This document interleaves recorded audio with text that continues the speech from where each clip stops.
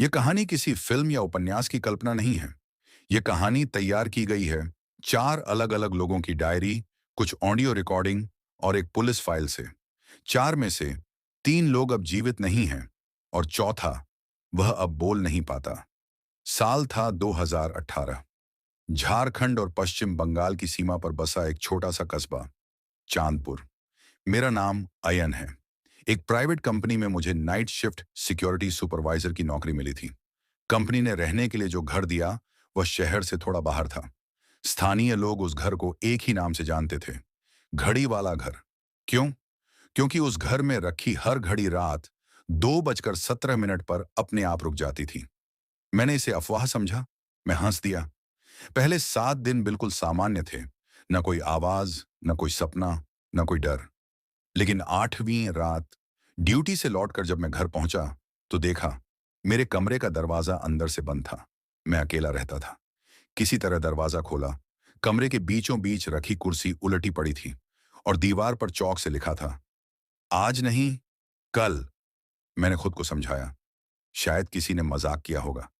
9वीं रात घड़ी में समय देख रहा था। 2:16 सुबह। अचानक पूरा घर अंधेरे में डूब गया। बिजली गई नहीं थी, फिर भी लाइट बंद थी। उसी पल ऊपर की मंजिल से पैर घसीटने की आवाज आई।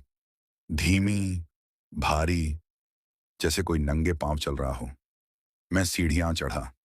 ऊपर कमरा खाली था, लेकिन फर्श पर गीले पैरों के निशान थे। वे चलते चलते मेरे कमरे के दरवाजे पर आकर रुक गए।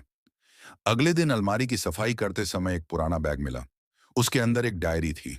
आखिरी पन्ने पर लिखा था, अब मैं समझ गया हूं, इस घर में जो भी आता है, वह धीरे धीरे पहले रहने वालों जैसा बन जाता है। अगर कोई यह डायरी पढ़ रहा है, तो रात 2:17 पर कभी मत सोना। डायरी के लेखक की मौत का समय दर्ज था, रात 2:17। इसके बाद चीजें बदलने लगीं।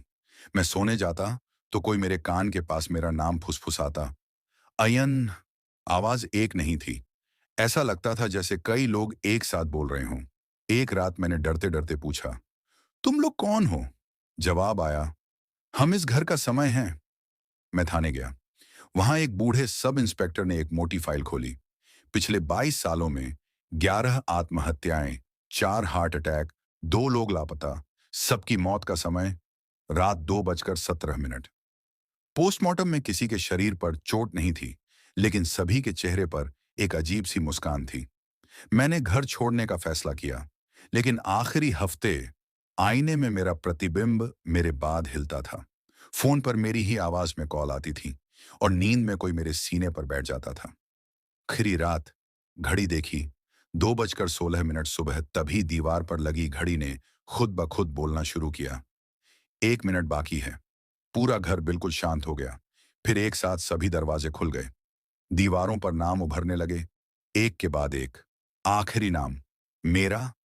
मेरे कान के पास किसी ने कहा, अब तू यहां रहेगा, दूसरा कोई आएगा। अगली सुबह पुलिस ने दरवाजा तोड़ा। मैं जिंदा था, लेकिन मैं बोल नहीं पा रहा था। डॉक्टरों ने कहा, शॉक। लेकिन गांव वाले जानते हैं, आज भी उस घर में रात 2:17 पर कोई जागता है। और जब कोई नया रहने आता है, तो मैं बस उसे देखता रहता हूं, क्योंकि उस घर में रात कभी खत्म नहीं होती।